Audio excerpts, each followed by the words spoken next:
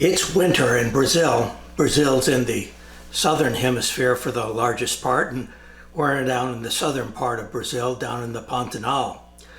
I haven't been in the Pantanal for about a decade or so, but I decided to come back for specific reasons. But first, let me remind you that in the original Pantanal video that I did, I talked with you for a few minutes about Colonel Percy Fawcett. Now, Lieutenant Colonel Percy Fawcett is the person that was out looking for the lost city of Z.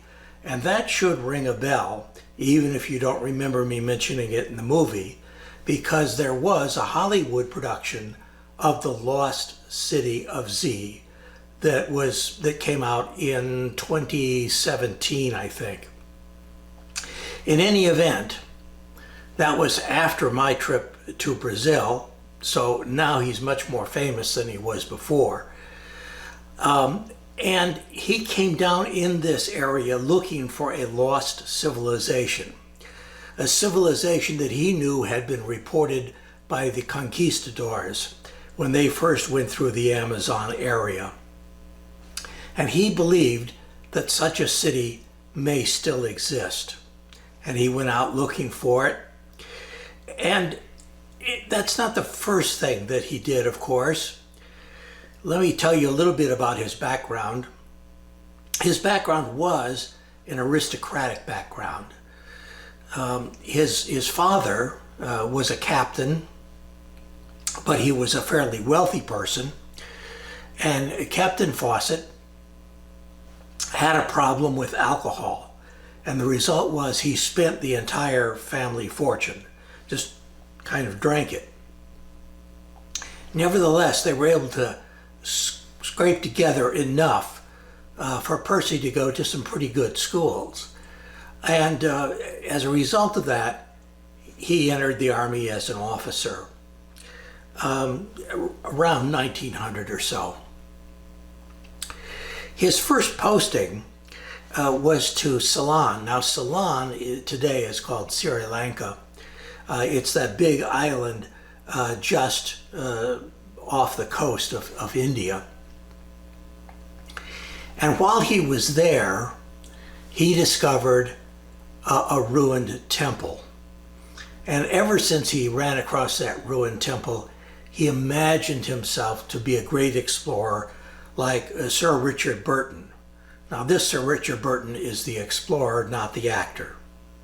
In any event, he decided that he wanted to go out and find lost civilizations and such and dig up riches.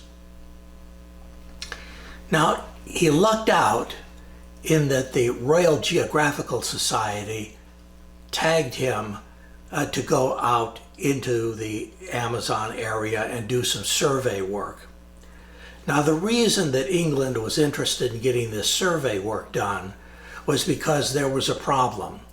Brazil, Peru, Bolivia, Paraguay, they were all arguing about precisely where their borders were. And this was important because the automobile was just getting started, so to speak, and they needed rubber. And that rubber came mostly from South America. And so the rubber barons in the South American plantations were making huge amounts of profit. And so there was a big land scramble. So he went out and started doing a little bit of surveying in the Amazon basin. And afterwards he wrote a book. And the most interesting thing about the book is that it talks about a huge anaconda that he came across. This region of South America is a hotbed for giant snake sightings. From neighboring Brazil came one of history's most widely cited encounters. It came from this man, Colonel Percy Fawcett. On January 7, 1907, Fawcett was on assignment with Britain's Royal Geographical Society. He described the encounter in his journal. We were drifting easily along in the sluggish current when there appeared a triangular head in several feet of undulating body. It was a giant anaconda. I sprang for my rifle and, hardly waiting to aim, smashed a .44 soft-nosed bullet into its spine. We stepped ashore and approached the reptile with caution. As far as it was possible to measure, a length of 45 feet lay out of the water, and 17 feet in it, making a total length of 62 feet. This drawing and Fawcett's account are the only existing evidence of this giant snake. In one of his early trips into the Amazon, he goes with an Arctic explorer to take a look at the Heath River. The Arctic explorer's name was Murray, and Murray incidentally does show up in the movie. Murray is badly out of shape, and eventually Percy Fawcett has to have him carted out of the Amazon. And Murray gets back to England, of course, well before Percy Fawcett does, and claims that Fawcett had left him for dead out in the jungle. This caused a little bit of difficulty. Actually, the Royal Geographical Society didn't believe that story, and of course Percy Fawcett refuted it when he got back. And the good news is that there wasn't a continuing argument over whether or not Murray was left for dead out in the Amazon, because 2 years later, in 1913, Murray died, or disappeared at least, in the Arctic. One of Percy Fawcett's friends was Sir Arthur Conan Doyle, the guy that wrote the Sherlock Holmes series, but Doyle also wrote The Lost World, which is largely based on Percy Fawcett's field notes. Percy Fawcett was also a friend of T.E. Lawrence, who wanted to come along but never did. Now, when Percy was in the Amazon, this is where he got his inspiration to find the lost city of Z, or what eventually became that, because he started hearing stories from the Indians and about the conquistadors, and how the conquistadors said that there was this sophisticated civilization down in the Amazon. So he started going back into the Amazon several different times, and eventually his last trip in, he took his son with him on the last trip, was in 1925. Now, one of the things that he mentions on the last trip is that he's afraid that there's an American doctor there that will eventually get to the lost city of Z before he does, because he's better funded. His name was Alexander Hamilton Rice. And he had a sort of a bad reputation. Think of Indiana Jones. You remember the competition he has in the Raiders of the Lost Ark with the French archaeologist? Well, the American archaeologist basically sort of plays that role. In an earlier activity, the American archaeologist had actually killed a fairly large number of natives. Now, I don't want to give you the impression that Percy Fawcett was not like everybody else at his time period. He didn't think the Indians were on the same level as Europeans.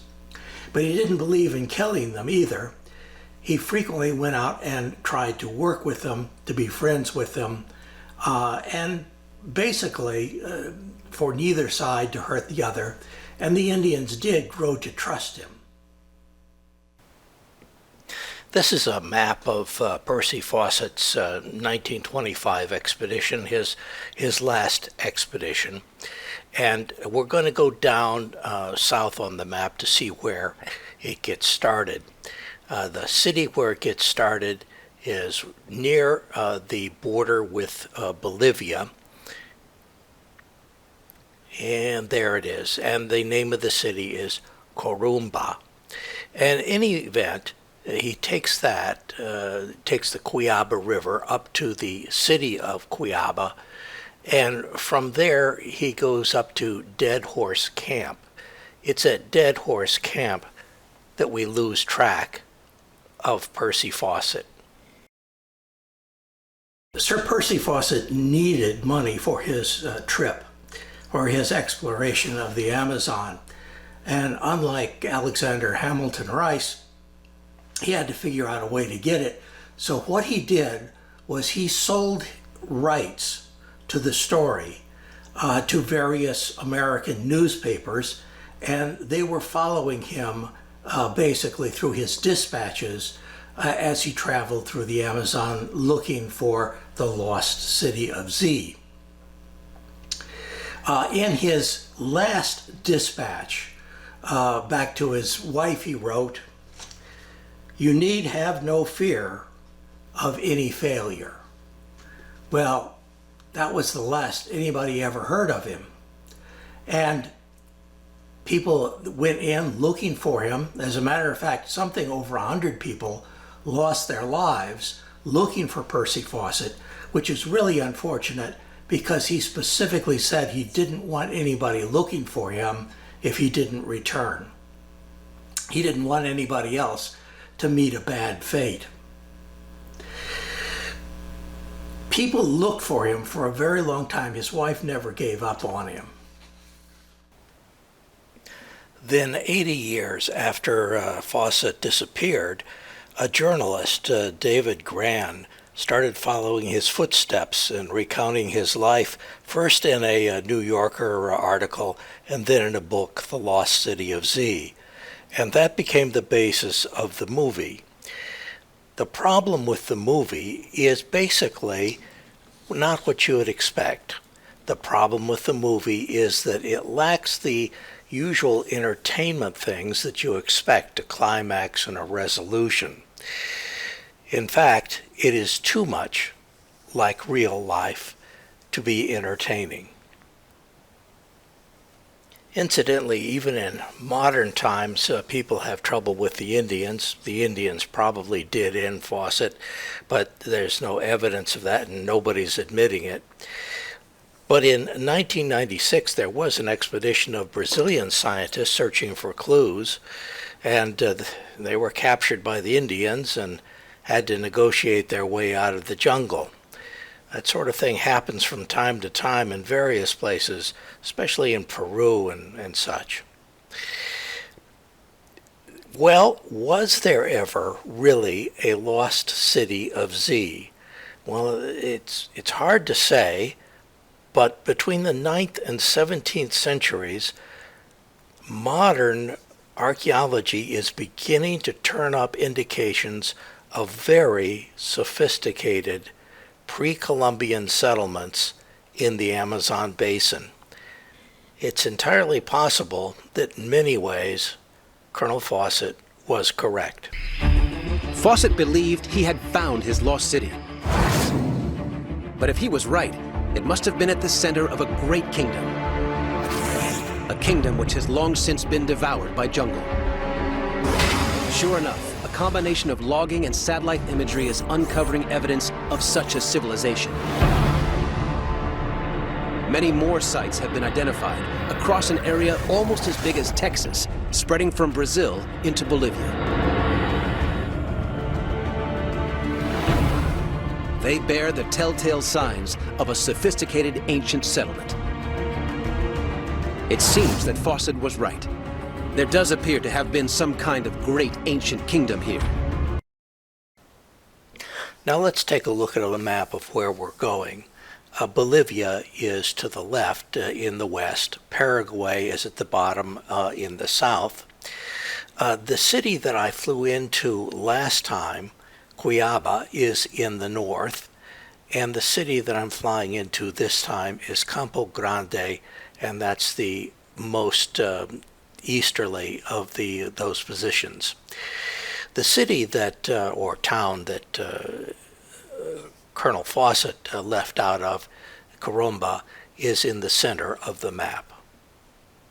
Colonel Fawcett traveled from Corumba in the center to Cuiabá in the north. We're going to be to the south and east.